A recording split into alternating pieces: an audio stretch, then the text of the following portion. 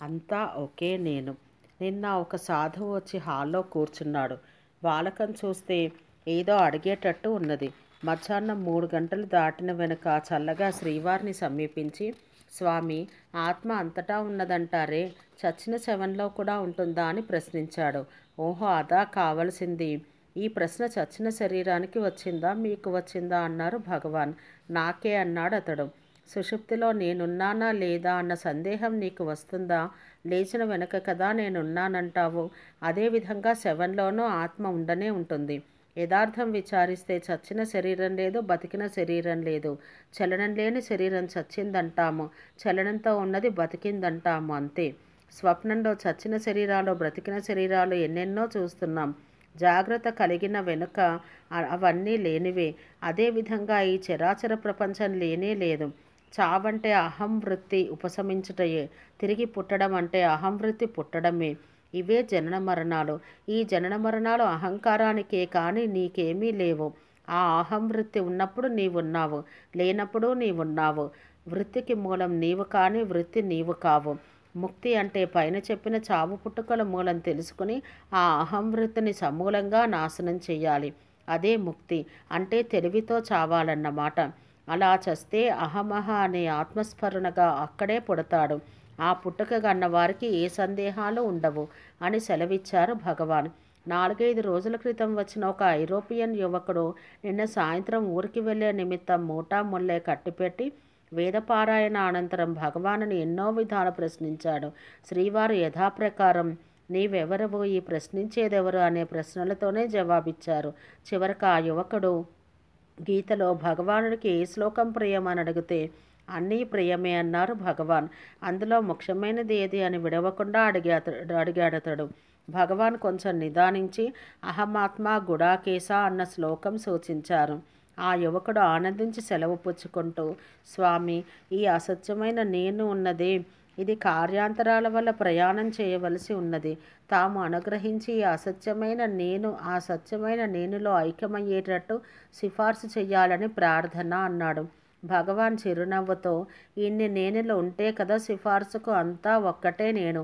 సిఫార్సు చేసేందుకు చెప్పమనే నేనొకటి, చెప్పే నేనొకటి, వినే నేనొకటి ఉండాలి.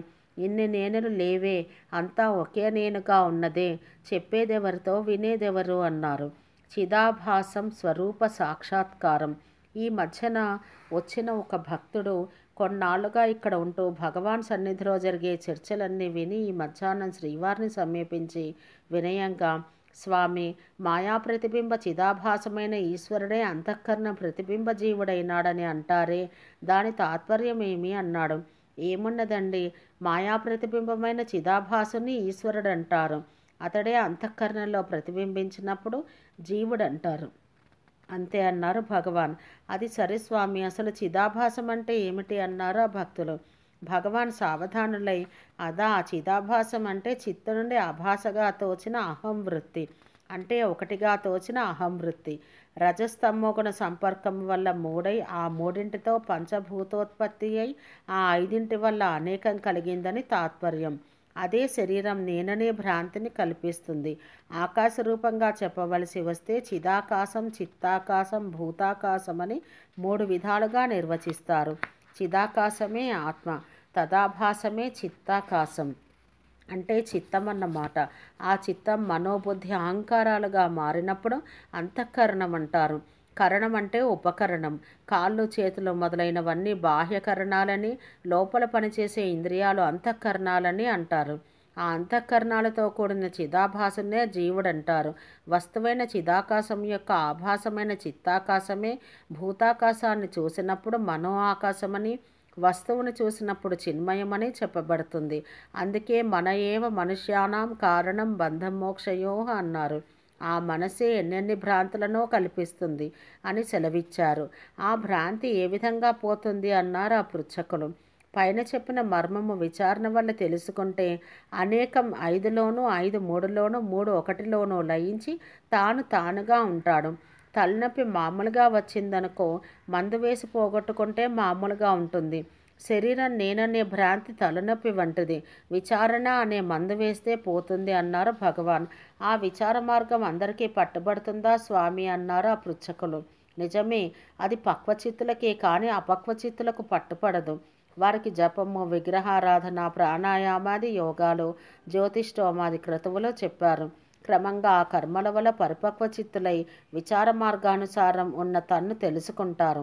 ఈ అపక్వ చిత్తులకే జగద్దృష్టి పోగొట్టడానికి లోకం మిథ్యా మాయా అని, శరీర దృష్టి పోగొట్టడానికి శరీరం నీవు కాదని చెప్పవలసి వస్తుంది. పక్వచిత్తులకు ఆత్మ నీకన్నా వేరు కాదు, అంతా నీవే అంటే చాలు. అపక్వచిత్తులకే పంచకోశ విచారణ చేసి నీతి వాక్యాల వల్ల వాటిని నిషేధించి విలక్షణమైన సాక్షిని తెలుసుకోవాలని చెబుతారు.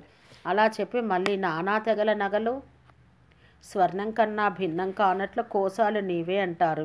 అందువల్ల జగన్ సత్యమని చెప్పవలసి వస్తుంది. నానా తెగల నగల వైచిత్ర్యం ఇతరులు గమనిస్తారే కానీ కంసాలి గమనిస్తాడా?